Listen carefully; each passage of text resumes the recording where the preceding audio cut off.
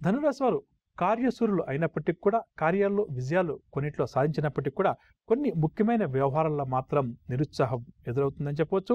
శుభకార్యాలు, వివాహాది వేడుకలు లాంటి వాటి కోసం ధనురాశి వారు విశేషంగా డబ్బును ఖర్చు చేస్తారు. రాబడి కూడా కొంత మెరుగుపడుతుంది. బంధుమిత్రులు వీరిపై ఉంచిన నమ్మకాన్ని నిలుపుకునేందుకు దానికి సంబంధించినటువంటి ప్రయత్నాలు కూడా ప్రారంభం చేస్తారు. వ్యవహారాలు కూడా ప్రారంభం చేస్తారు. వాహన కుటుంబ సౌఖ్యం కూడా ఈ వారం ఈ రాశి వారికి అధికంగా ఉంటుంది. ఇతరుల విషయాల్లో జోక్యం చేసుకునేటప్పుడు మాత్రం ధనురాశి వారు ఈ వారం చాలా జాగ్రత్త వహించాలి. లేకపోతే లేనిపోని అపవాదులు వీరి మీద పడే పరిస్థితి ఉంది. కావున జాగ్రత్త వహించాలి. ఆరోగ్యపరమైనటువంటి విషయాల్లో కూడా ధనురాశి వారు ఈ వారం శ్రద్ధ వహించాలి. ప్రయాణాల్లో మార్పులు చేర్పులు చేసుకుంటారు. వ్యాపార వాణిజ్య వర్గాల వారికి ఈ వారం నిరాశ నిస్పృహలు అధికమవుతాయి. అనుకున్న లాభాలు చేతికి అందకపోవడం వల్ల మనోవేదన కూడా చెందుతారు. పారిశ్రామికవేత్తలు, సినీ కళాకారులు అనుకున్న మేరకు రాణించలేకపోవడం వల్ల నిరాశ చెందుతారు. ఇక షేర్ల వ్యాపార వర్గాల వారు, స్థిరాస్తి వ్యాపార వర్గాల వారికి స్వల్ప లాభాలు చేతికంతాయని చెప్పవచ్చు. పరిహారాల విషయానికి వస్తే ధనురాశి ప్రతి ఒక్కరూ కూడా ఈ వారం అంతా కూడా శ్రీ సాయిబాబా వారిని కానీ లేక దత్తాత్రేయ స్వామి వారిని కానీ ప్రతినిత్యం పూజించడం చాలా మంచిది. ముఖ్యమైన కార్యక్రమాలను ప్రారంభం చేయాలి లేదా కీలక నిర్ణయాలు తీసుకోవాలని చెప్పి ధనురాశి వారు అనుకుంటారు. వారు ఒకసారి శివాభిషేకం చేయించి ఆ తర్వాత నిర్ణయాలు తీసుకోవడం మంచిదని చెప్పవచ్చు. తదుపరి మకర రాశి. మకర రాశి వారు రెట్టించిన ఉత్సాహంతో, మనోధైర్యంతో ఈ వారం ముందడుగు వేస్తారు.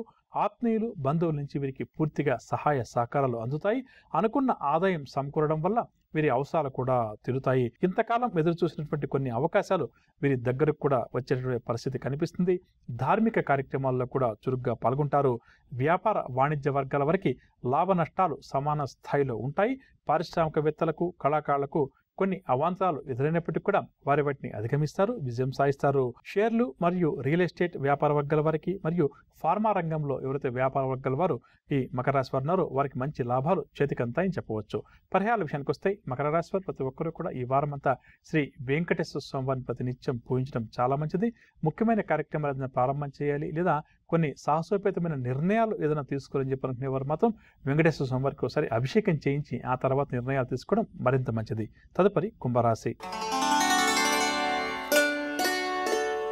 కుంభరాశి వారికి ప్రధానంగా ఈ వారం పలుకుబడి మరియు హోదాలు రెండూ కూడా పెరుగుతాయని చెప్పొచ్చు. ఎంతటి సమస్య ఎదురైనా చాకచక్యంగా, నేర్పుగా, ఓర్పుగా ఆ సమస్యను పరిష్కరించుకుంటారు. వ్యాపార వాణిజ్య వర్గాల వరకే ఒడిదుడుకులు, ఒత్తిడులు గత కొంతకాలంగా ఏవైతే ఉన్నాయో అవన్నీ కూడా తొలగుతాయి. మంచి లాభాలు కూడా చేతికంతాయి. ఇక పారిశ్రామికవేత్తలకు, రాజకీయ నేతలకు కొంత అనుకూలమైన వాతావరణం ఈ వారం కనిపిస్తుంది. భవిష్యత్ పట్ల కొత్త ఆశలు కూడా వీరికి చిగురిస్తాయి. రియల్ ఎస్టేట్ వ్యాపార వర్గాల వారికి, స్థిరాస్తి వ్యాపార వర్గాల వారికి కొద్దిపాటి లాభాలు మాత్రం చేతికందే అవకాశం ఉంది. ప్రధానంగా కుంభరాశి వారు ఆరోగ్యం పట్ల శ్రద్ధ వహించడం మరింత మంచిది. పరిహారాల విషయానికి వస్తే కుంభరాశి వారు ఈ వారం ప్రతి ఒక్కరూ కూడా లక్ష్మీ అమ్మవారిని మరియు శ్రీ సుబ్రహ్మణ్యేశ్వర స్వామి వారిని ప్రతినిత్యం ఆరాధించడం చాలా మంచిది. ముఖ్యమైన వ్యవహారాలు ఏదైనా ప్రారంభం చేయాలి లేదా కీలక నిర్ణయాలు తీసుకోవాలని చెప్పనుకునేవారు దుర్గా అమ్మవారికి కుంకుమార్చన చేయించి ఆ తర్వాత నిర్ణయాలు తీసుకోవడం మరింత మంచిది. అలాంటి వాళ్ళది నిజమైన ప్రేమ కాదు, అది వ్యామోహం. ఎగ్జాక్ట్లీ చిన్నత్త, నిజంగా ప్రేమించుకున్న వాళ్ళు అలా చేయరు. ఎంత మనసు విరిగిపోతే కన్న కూతుర్ని పట్టుకొని మా దృష్టిలో చచ్చిపోయా ఉంటుందా తల్లి? అది సరే అమ్మా, తన కూతురుతో తన మాట అనేటప్పుడు ఆమె మాటల్లో వ్యథా, కళ్ళల్లో బాధ గమనించావమ్మా? పెద్దబాబుకు బర్త్డే విషెస్ చెప్పు కూడా వెళ్ళాం కదా. ఊరికే ఎలా కాలిపోతుంది? మంట పెడితేనో పడితేనో తగలబడుతుంది.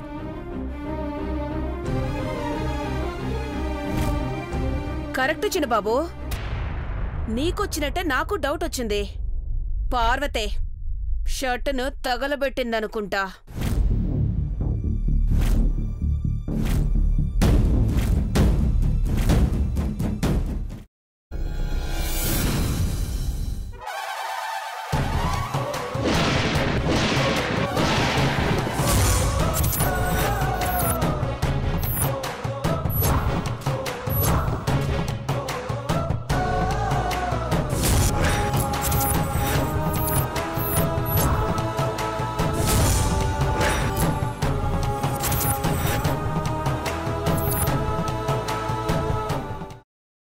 తర్వాత పొట్టు తీసేసి చాప్ చేసి పక్కన పెట్టుకోవాలి.